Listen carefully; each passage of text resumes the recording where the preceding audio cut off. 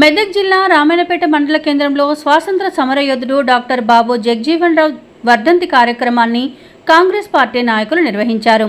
స్థానిక మెదక్ చౌరస్తా వద్ద డాక్టర్ బాబు జగజీవన్ రావు చిత్రపటానికి దళిత సంఘాలు, కాంగ్రెస్ పార్టీ నాయకులు పూలమాలలు వేసి ఘనంగా నివాళులు అర్పించారు. బాబు జగజీవన్ రామ్ దేశానికి చేసిన సేవలను కొనియాడారు.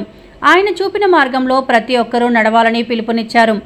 బడుగు బలహీన వర్గాల అభివృద్ధి కోసం కృషి చేసిన మహానీయుడు డాక్టర్ బాబు జగజీవన్ రావు అని ఈ సందర్భంగా వారు అన్నారు. ఈ కార్యక్రమంలో కాంగ్రెస్ పార్టీ జిల్లా నాయకులు విప్లవ్ కుమార్, రొయ్యల పోచయ్య, ధాకిస్వామి, బైరం శంకర్, ఎంఆర్పీఎస్ నాయకులు పాతూరి రాజు తదితరులు పాల్గొన్నారు. రామాయణపేట పట్టణంలో అంబేద్కర్ చౌరస్తాలో బాబు జగజీవన్ రావు వర్ధంతి కాంగ్రెస్ పార్టీ దళిత ప్రజా సంఘాల ఆధ్వర్యంలో ఘనంగా నిర్వహించడం జరిగింది. బాబు జగజీవన్ రావు గారు భారతదేశ దళిత ఉప ప్రధానిగా ఎన్నిక కాపాడాడు. ఆయనే ఉప ప్రధాని నుంచి ప్రధాని అయ్యే ఛాయిస్ ఉన్నా కానీ ఈ దేశంలో ఉన్న అగ్రకులాలు ఆయన ప్రధాని కాకుండా అడ్డుపడ్డారనేది చరిత్ర చెప్తుంది. అది వాస్తవాలే. ఆయనే తను చేసిన ప్రతి మంత్రి పదవులలో కూడా పూర్తిగా భారతదేశంలో ఉన్న అన్ని వర్గాలకు సమన్యాయం చేసిన వ్యక్తి ఎవరైనా ఉన్నారంటే ఆయనే బాబు జగజీవన్ రావు మాత్రమే. నిజంగా ఆయన అడుగుజాడలో ప్రతి ఒక్కరు నడుచుకోవాల్సిన బాధ్యత.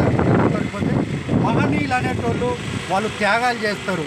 మహనీయుల అడుగుజాడల్లో మనం నడుస్తేనే మనం వాళ్ళ వారసత్వాన్ని అంచి వారసులుగా ఉంటాం. కాబట్టి ప్రతి ప్రజలు మహనీయుల అడుగుజాడలో నడవాలని తెలియజేస్తూ ముగిస్తున్నాను. జై భీమ్.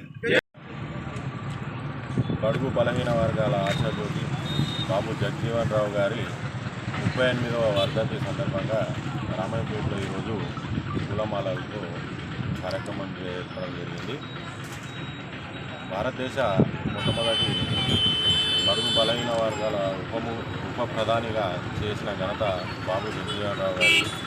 అలాగే ఈ రోజటి వరకు బడుగు బలహీన వర్గాల ప్రాధాన్యత ఉన్నది అంటే బాబు జగజీవన్ రావు గారు వారి అడుగుజాడల్లోనే నడుస్తున్నాము. కాంగ్రెస్ పార్టీలో తను ఎన్నో కీలకమైన పదవులు చేపట్టి అత్యున్నత స్థానం జరిగి ఈరోజు బడుగు బలహీన వర్గాల సంక్షేమము ఉన్నదే అంటే అయిన వల్లనే అని చెప్పుకోవడం జరిగింది.